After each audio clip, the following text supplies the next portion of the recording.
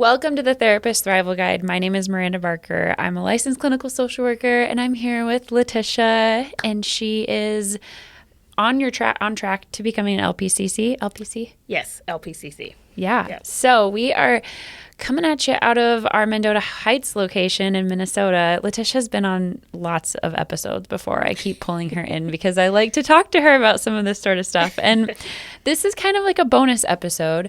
We're recording it on the fly, and I'm going to push it out as soon as it's finished because it's kind of a timely conversation. Yeah. So how did we get here? What are we talking about today? Oh, we're talking about the movie Inside Out 2. What? Yes. And I guess I think it's a very interesting movie. Yeah. Just the whole concept. Yeah. And talking about our emotions, I don't think it's something that we've ever really seen in them, especially in media. Right. Just having a conversation about children's emotions and how they change and differ. And so I think that's important. Yes. And so we were we have these message boards here at Ellie, and we were and I think I had posted a meme on there being like, who's going to go see Inside Out 2 this weekend? Yep. And then you had responded and you were like, I loved it. And then, yes. And then I was like, okay, I've been wanting to have a conversation with someone about this. Why don't we just record the conversation? Yes, so absolutely. We haven't talked about this at all yet. We're just jumping in. But I will say I have been so excited for Inside Out 2. Yes. Because I loved Inside Out 1. I loved the first one. And we can kind of get into that in a minute. But then I was so excited because I have an almost 4-year-old. Yep. And so this was her first movie theater experience. Oh, nice. And so I took her to the movies, and it was so fun. I kept my expectations low because I was like, I want to see how this goes. But as a therapist, I was like, this is perfect that my child is seeing this movie for the very first time. Absolutely. But, and she loved it. She sat through the whole thing. Nice. They were like, I don't know, but when I was little and I would go to movies, they were the really uncomfortable chairs. Yep. And I would feel really restless all the time. So I was thinking that would probably happen. But we went to a bougie movie theater where they have the reclining chairs now. Yep. I'm like, what is this? And you can pretty much just lay down. It's like a first class seat. Yep. And so we could turn our seats into a little love seat, and she just snuggled up and watched the whole thing. Oh, and good. Yeah. I know. It was really fun. And so first off, that was super fun for me. But have your kids seen it? Because your kids are really right in the same age as mine. Yeah, so I took them. You did? How did they do? For the first part of the movie, they're boys, of course. But for the first part of the movie, they were okay. Yeah. They were watching the scenes. And then I think it just kind of felt redundant for them. Oh, okay. Yeah. So I'm invested in the movie. You're like, shut up and watch this. And they're running back and forth. And we have reclining chairs and everything. Funny. But they're running back. And my niece was, or not my niece, my cousin was there too. And she's the same age as my youngest son. Okay. So she was running around with them. So now we're trying to combat them and watch the movie. Oh, that's so funny. But it was very good. And I think that for the first part of it, my son was really involved, and my 4-year-old son was really involved and really interested in what was going on. And then at some point, I think his attention span was fair. That's hard. Yeah. Yeah. He was I'm over this. Yeah. And so then he would zoom in and watch a little bit and then be nope, I want to do something else. Yeah. Okay. So taking our parent hats off and putting our therapist hats on, what did you think of this movie? What was your reaction as a therapist to seeing this movie for the first time? What were some of what were your first thoughts? My first thoughts, first of all, I love emotions. I love talking about our different emotions and how they're layered. You even wrote a blog post for us probably 2 years ago about how to talk to your kids about emotions. Yes. That just dawned on me. So this really is your bread and butter. This is what you like to talk about. I love emotions. I love talking about layered emotions and how they differ and how we don't oftentimes see them, see the ones that are underneath and how they're displayed in our everyday life.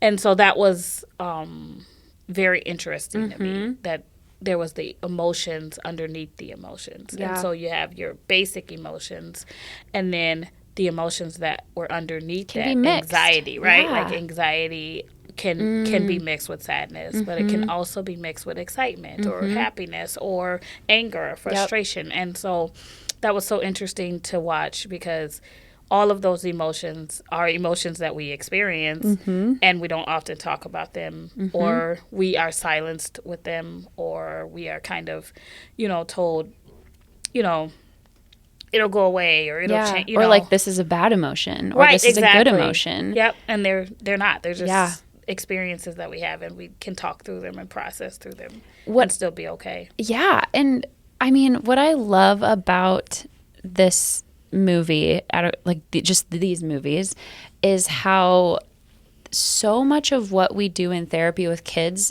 is like what these movies are about. And so I've had Gina on a couple of different times, and we had a book review, like a book.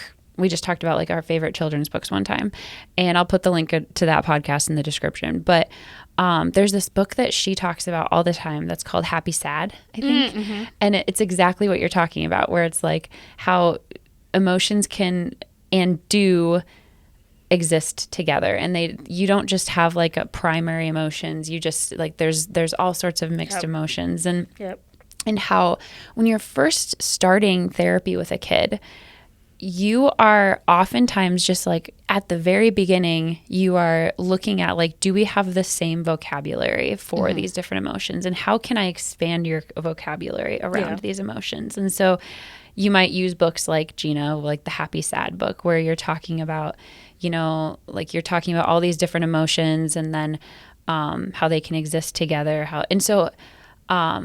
And maybe you're using the feelings wheel for some of that stuff, or maybe you're using, like Diane Abler's books for some of that, or different videos or play, like whatever it is you're doing, you are using different mediums to kind of explore how to name emotions. And that's like really what you're doing at the beginning of therapy with kids.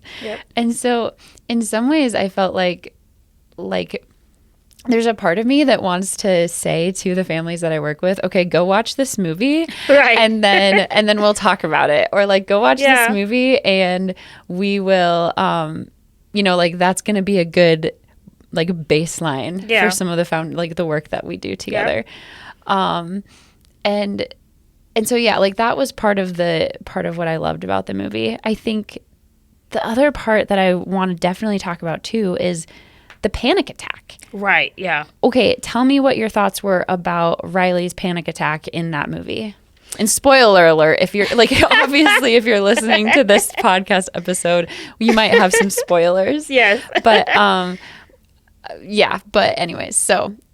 I thought that was very, the way that it was displayed was so good, because it spoke to the average experience that kids have in school, that kids have in things that they enjoy doing after school, or in experiences, even if they're on the playground, right? And something is overwhelming or something they can't handle, and they may have a panic attack but may not be able to understand it or be able to express it.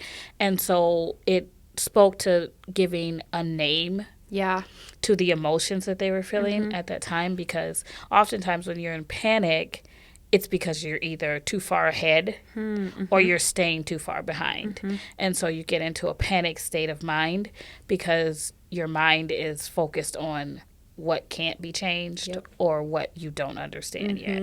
And so being able to understand that emotion and being able to bring it back and understand that the panic is because I'm trying to explain things or trying to understand things that I have no understanding of, right? And so once you get to that place, then the movie explained the emotions that were attached to that panic, right? And not like just what even led to it too. Right, exactly. And all of the things that were happening and how they were building up, and then it happened. And so I think that speaks a lot to just identifying our emotions and being able to understand them. And that is something that I absolutely love, like just being able to explain it and to a child and a child's understanding and not an adult. Like an adult would be like, oh, she's having an attack. You know, like a panic attack. Right. Most adults. Some adults would be like, oh, she's out of her mind. That's a good point. Right. But an adult would be like, oh, she's having a panic attack or she's freaking out, right? But a child wouldn't understand that. This is a good point, because that's another piece about the panic attack that I wanted to touch on, where they don't actually ever say, like, Riley is having a panic attack, but they show her physically, like what's happening physically for her. And I think that when we work with kids, or even like adolescents, or honestly anybody, when we work with anybody, they will sometimes talk about the physical symptoms they're experiencing. And they'll say things like, my heart was beating really fast. I felt like I was having a heart attack. I couldn't breathe. My palms were sweating. My mind was going a million miles a minute. And I think that like in that scene when Riley was having a panic attack, it was showing those, it was like cutting to all of those physical symptoms. And so you could kind of put yourself in her shoes and be like, "Ooh, I've experienced that before." You could see what was happening to her, and meanwhile, the little anxiety person was going like this, and right? And was having like a tornado in her brain, which I think for a lot of people who experience a panic attack, that is what it feels like. It feels like there's a tornado happening in your brain. Absolutely. And so, just really cool visuals around what it's like to have a panic attack. And then I mean, probably my favorite part of the movie, and maybe this is just because this is something that I teach kids a lot when I'm in a therapy session with them, is like the 5, 4, 3, 2, 1 grounding skills. And you see how Riley is able to get out of the panic attack or stop the panic attack because she starts to kind of ground herself, and it shows you, and not everyone, maybe everybody like picked up on this, but I just love how you see her, she puts her hands on the bench and she feels the bench, and you see her take a deep breath. You see her like notice what she's hearing or notice what she's seeing, and that's a super common grounding skill that we'll teach kids, where we'll say, okay, like think of your 5 senses. What are you feeling right now? What are you hearing right now? What are you tasting? What are you seeing? What are you touch to smelling? Like, what did I name them all? And so you see her kind of going through those. And I think that was just so well done, the way it showed her ground, because that is ultimately one of the best ways to stop a panic attack, is to start to like ground yourself, whether it be, typically physically ground yourself, because then you can start to kind of get your thoughts under control too. And so that was just like a really cool moment. I didn't cry during this movie. I'm not like a crier during movies. No, I've heard a lot of people say like, oh, I cried during that part, or, but if I was a crier during movies, maybe I would have cried at that point. I'm not a crier either.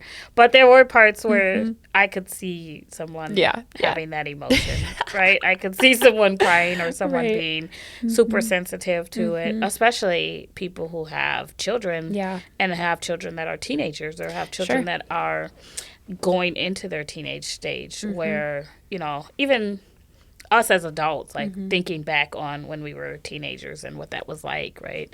My sister said when she watched it, she was like, one thing I took from it is that that's how we were, right? Like that's something that we all experienced as kids, and as a girl, like experiencing all those emotions all over the place, right? Well, like being very super sensitive and super wanting to, fit in, and wanting to be accepted, and wanting to be, so all of those emotions, like, it even like brought me back to postpartum, right? Yeah. I mean, like my mom, if she's listening, like she listens to a lot of these. Hi, Mom. She probably, I don't know if she's seen the movie yet, but she will, like, we joke about how emotional I was when I was like 12 years old. I mean, like those hormones hit me hard, and I would like cry all the time. I was an emotional emotional preteen and teenager. I'm still kind of emotional, but then it was like when I was in the trenches of postpartum, I mean, like I remember there was this one time where my doula was at my house and she was like talking to me about I was having some trouble breastfeeding and we were talking and then she was like giving me suggestions and then she left and I got back in bed and I called my mom and I sobbed to her, about these suggestions. And my mom was so even like, Miranda, you don't have to do these things. Right. Like you can, like, let's just take a deep breath. Let's, like you're spiraling right now. Right. And so it just kind of made me laugh because I felt like when I was watching, like the moment where puberty happens for Riley, I was watching this and being like, oh my word, bless my mom's heart. Like she's had to do this practically twice with me. Right. That's funny. Oh my gosh. But, it's just so clever. I'm always amazed by these movies too and how they will like have all of these plays on words. Like they talk about the train of thought or they talk about abstract thinking or like the sarcasm. I died. That was so funny. That was so funny.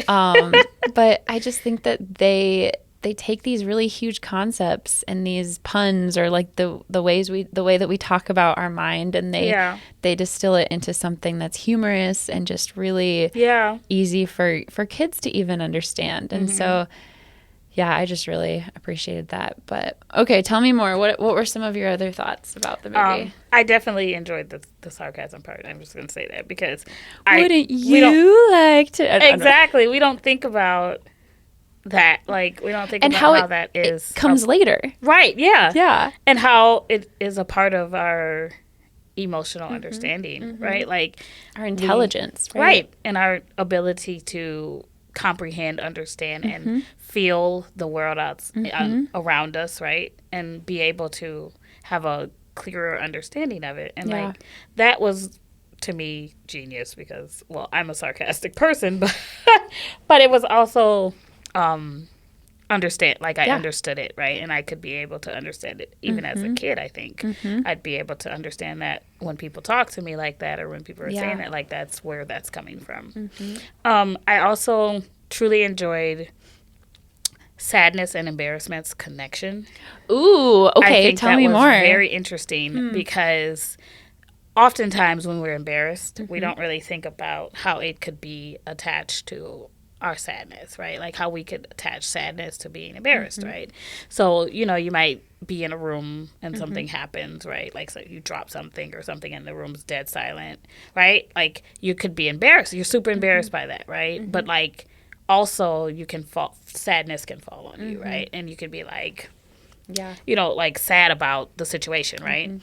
And so I felt like that their connection was so real. And like I don't think people really, if you're not really paying attention, like you won't catch that they're so connected to each other. But like their connection and then embarrassment wanting for sadness to be recognized, right? And so embarrassment took, how do I say it? They like stood up for sadness, right? And so I think that those emotions and those layers of emotions were so interesting. The connection between the two and how when we get into puberty and we get into the next stage of our adolescence and growing up, that's another layer. So at sadness, the layer on top of sadness is embarrassment, and then there's a layer on top of that. And so as we're growing and maturing, our layers begin to elevate. And so it's not just the simple emotions that we may teach kids when they're little, sad, happy, angry, those emotions, we are layering it now and giving it another explanation or giving it another purpose or another reason so that you can scale back to the simpler emotion. Going off of like, I mean, again, just kind of what we would term negative emotions of like sadness or embarrassment or one of the things that I was struck by in this movie too was how at the end anxiety says, I was just trying to protect her. Tell me what you thought about that or what your thoughts are. I 100% understood that. Like, that is what anxiety, I think we all feel it in our core, right? Yeah, and that is anxiety's purpose, right? Anxiety its purpose is to help you so that you're not doing things recklessly or doing things without care or concern, right? That's what being anxious is about, right? So you're anxious, one, because you don't know what's to come, right? Or two, because something happened before and you don't want it to happen again, right? And so if our anxiety is not controlled by other emotions, right? And our emotional balance, we don't have an emotional balance, then anxiety will take control. And then anxiety is taking over everything, right? And so now you're anxious about everything, even normal things that you shouldn't be anxious about, right? And so anxiety is necessary, but it shouldn't be in control. And it's kind of like how there was a podcast episode of, I don't know if you're familiar with the podcast Invisibilia, but they did an episode about, gosh, I cannot remember the name of I think it was just about fear. And it was about how there are people, this is super rare, but there are people who their amygdala is calcified over, and so they don't feel any fear or anxiety. And for the majority of those people, they die early because they don't have something that's keeping them safe. And so I think that, like, this is something that I do have to talk to a lot of my teenagers or a lot of my clients about, is there is a purpose in some of these emotions, and that they are not a bad emotion. Right. Exactly what you're saying, because they're kind of keeping us safe. They're making sure that, but then on the flip side, if we're being led by that emotion and everything, then that's where things kind of start to feel unbalanced. And, and that's with any emotion, right? That's true.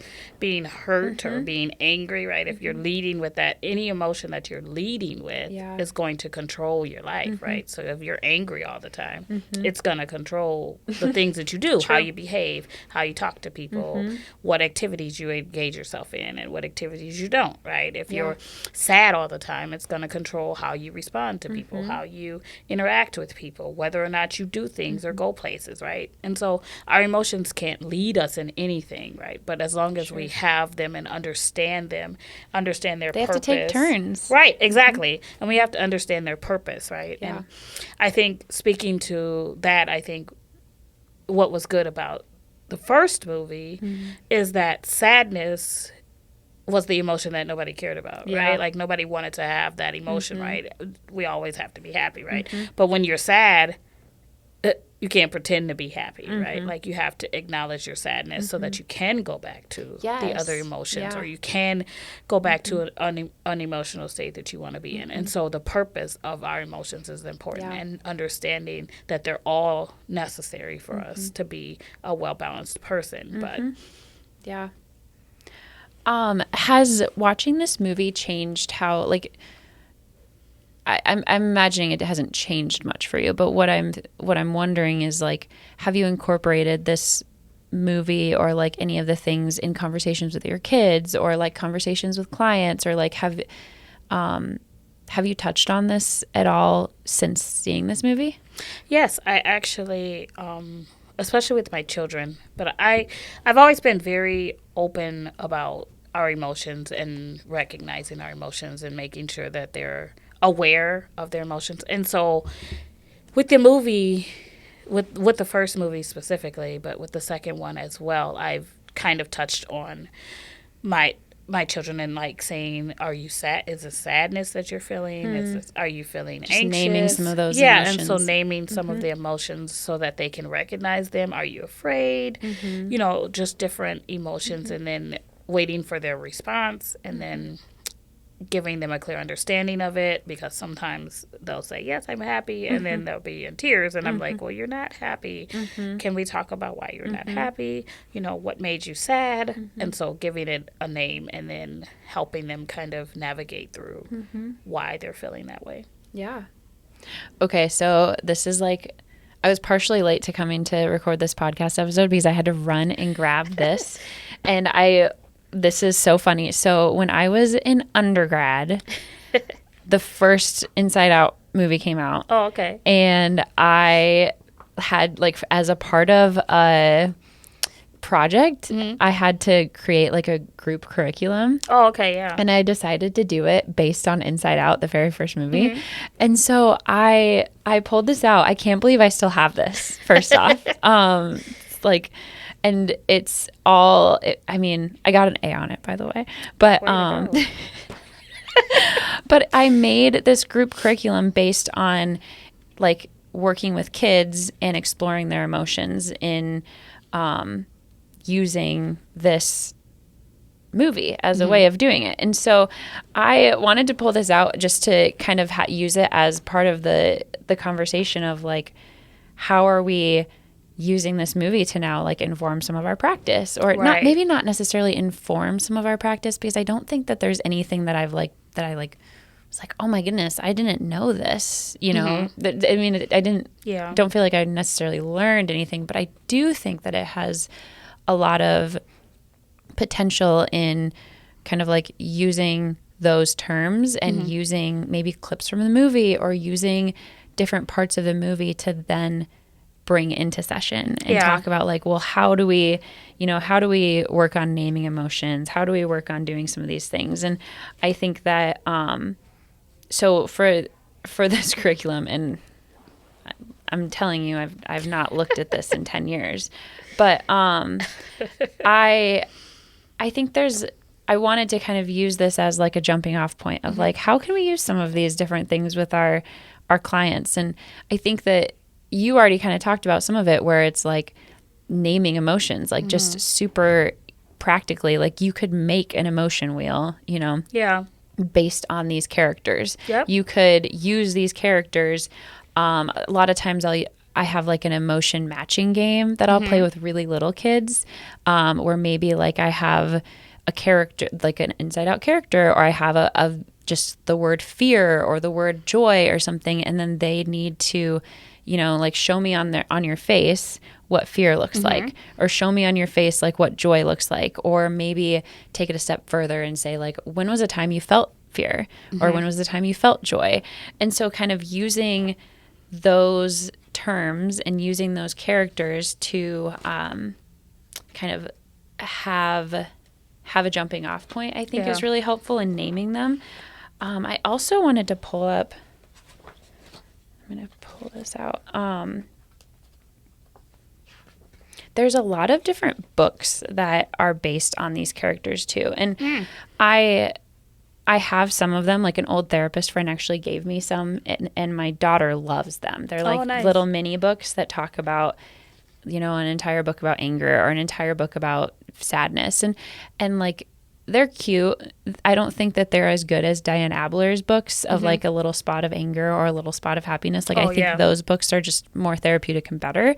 But again, like I think kids can connect to these characters really well, and so it makes it good. Yeah, that's what makes it really good, is the connection and the simplicity of it, because even as an adult, the simplicity of it makes it so much easier to connect to it, right? Or giving it a face, right? Like giving it a face. So if you're angry, right, you're giving anger a face. What does it look like and feel like and sound like and, you know, sometimes taste like, right? Like, what is that? What are all your emotions and how does it connect to it? And being able to see it as an image, right, that you may be imagining, right? Being able to see that image connects you to that image a lot easier and makes it easier for people especially to say. for visual kids. Yeah, who are to say like, that's anger. I'm angry, right?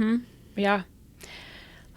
So I wanted to kind of walk through a couple of these because I think that they are just kind of a fun little, here are some, if you're a therapist listening to this, here are some ways that you could maybe like incorporate these into some of your sessions. But, okay. So I think it's fun when obviously you should be taking the kids as lead, you know, talking about whatever emotions or, you know, like let them direct typically. But if you're looking for maybe some structure, this could be helpful. So the way I have this broken up is into like different sessions. And so maybe one session you're talking about fear and worry. And so for this one, well, actually, I should take a step back. For the very first session, I have written down that like that's where you're just talking about naming emotions, and maybe you're doing some of the games that we had talked about, or you know, like the practicing, recalling times where you felt some of those emotions. For session 2, I have that it was about fear. And so maybe you are talking about different times that you felt worried. Maybe you're talking about different fears you have. There are so many good worksheets on Therapist Aid or, different places online, or like Teachers Pay Teachers, where you can look at, what are some things that make you feel nervous or afraid, and like where in your body do you feel the nervousness or fear? Yeah. And then what's something that you can do when you're feeling that way? And so this would be a really good session to introduce like deep breathing exercises, or if they're really little kids, you could do like, bumblebee breaths, or, there's all those cute little ways to kind of introduce taking deep breaths and like how you can regulate your body in that way. Again, I think that like A Little Spot of Worry book by Diane Abler would be a really good place for this too, because I think it's just, those are my favorite books. They're so well done. And then like for the next session, if you're talking about anger, there are so many good books on anger and so many ways that you can, again, use that character to kind of introduce that idea. And then, like Little Spot of Anger, talking about like how to keep yourself cool, or, again, there's a different like anger relaxation scripts that you could be doing. You could do like an anger thermometer. That's something that I've done with a lot of kids, where we, I can link to it in the description too, but there's like a thermometer worksheet on Therapist Aid that I'll use a lot with little kids, to kind of talk about. Actually, I think I have it in here. If you're watching the video, you'll be able to see it. But yeah, here we go. Oh, yeah. So you've got like just a drawing of a thermometer, and you talk about like 10 is the angriest you can ever imagine. 1 is completely calm. And then you think about times where you've been really, really angry, or times where you've, felt really calm. And then you kind of use that as a scale moving forward of like, oh man, that kid punched you at school. Where were you on the thermometer? Or like trying to get them to kind of start to gauge where they were in some of those things. And then, introducing different tools to calm your anger, different tools to calm your anxiety, those different things. But then I think that in this particular curriculum too, I had like an art project that you can do. And so, I mean, obviously there are so many different ways to tackle some of these different things. I mean, and with these new emotions that are being introduced, I think it again, like gives kids the framework to start thinking about these things. And so then it gives therapists and parents almost like an in of, okay, sounds like you're feeling pretty anxious. Like, where do you feel that in your body? Or what made you feel so anxious? Or maybe they're having trouble, identifying where the anxiety is coming from. And so then we talk about, what are some ways that we can ground ourselves? What are some ways that we can, try to cope with some of that anxiety that's coming up? Because everybody feels this way sometimes. And maybe that's another good lesson where it's like, this movie has normalized some of these feelings too. And so. And acceptance of them. Yeah. All your emotions, and not just absolutely the ones that you want to show all the time, right? I mean, we always want to have joy, right? We want to have joy or be happy, right? Yeah. And so, but we also have to be aware that we have moments of sadness, or we have moments of anger. And you need those other emotions in order to feel joy. Yep. Yeah. So all your emotions are necessary. But I do love that it was named joy and not happy. Why do you think that is? That's what I wondered. Yeah. I mean, I think because when you speak to joy, it's like an internal feeling that you're having. Like, something made me happy. You're right. But I feel joy, right? Like, sure, that made me happy or made me smile. But I feel true joy when I'm spending time with my family. Or I feel true joy when I'm doing or experiencing this, right? But I can be happy, with a piece of candy, right? But like, that doesn't mean that I'm going to be There's joyful. more depth to it. Yeah. That makes a lot of sense. Yeah. Okay, really quick too. I just thought the nostalgia character was so funny. Yes. Like she just kept coming out and they're like, we're not ready for you yet. I like this. It made me laugh. I just thought it was so funny how it's like, I think it also introduced the idea of like more emotions are coming. You know? Exactly. Like just you wait.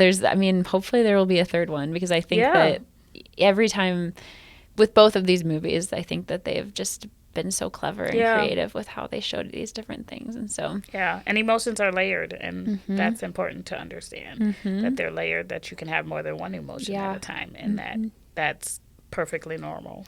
And they like just started to kind of touch on personality in this movie too, where it's like these different memories and experiences and like all of these things kind of make up our personality.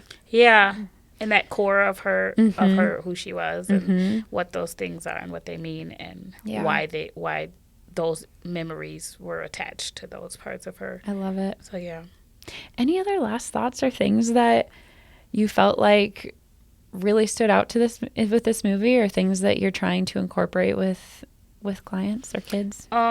Just an awareness. I mean, I absolutely love our emotions, and I love talking about them, and I love being able to use, there's a wealth of words that you can use to explain an emotion that you're feeling. And so just being able to be aware of the fact that I may not say happy, but I may say something that connects to that, right? I'm elated about this, right? Well, and even like trying emotion. to get your clients to be more specific about how they're feeling. Like it's so easy for them to just say, oh, I'm feeling happy right now, or I'm feeling sad right now. And then even just saying like, I want you to be more specific. Like what type of happy, or what type of sad, or like maybe pulling the feelings wheel out again. And, or even, we had an art therapy episode that just came out, and one of the art therapists was talking about creating their own emotion wheel with kids, and having them do that, which I thought was a cool idea. But so just having different words and having a connection to those words, like those words connect to, in everyday conversation, you may be expressing an emotion and not be aware of that. And so just being aware of how different words connect to different emotions, and what you're really describing when you're saying a certain word. I love it. Well, awesome. Thanks for joining, Letisha. You're always so easy to talk to about these different things. And so and I appreciate that. I feel like we're in similar stages of life with our little kids. And so it's fun to also be like, okay, with my therapist hat on, this is what I thought. Or with my mom hat, this is what I thought. And so that's fun. Awesome. For sure. Well, if you haven't watched it yet, everybody should go watch Inside Out too, because these therapists loved it, and we think that you will too. So absolutely. Awesome.